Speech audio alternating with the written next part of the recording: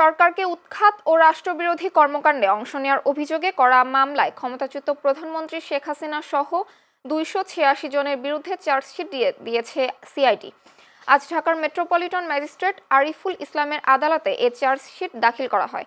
সিআইডির সহকারী police super Mohammad Enamul হকের চার্জশিটটি দাখিল করলে আদালত সব আসামির বিরুদ্ধে গ্রেফতারি পরোয়ানা জারি করেন। একই সাথে গ্রেফতার তামিল সংক্রান্ত প্রতিবেদন দাখিলের জন্য 11 সেপ্টেম্বর দিন ধার্য করেন। গত বছরের 19 ডিসেম্বর জয় বাংলা ব্রিগেড এর জুম মিটিংয়ে শেখ হাসিনা সহ অনেকে অংশগ্রহণ করেন। এ সময় শেখ হাসিনা তার নেতাকর্মীদের অন্তর্বর্তীকালীন সরকারের প্রধান ডক্টর মোহাম্মদ ইউনূসকে উৎখাতের নির্দেশ দেন।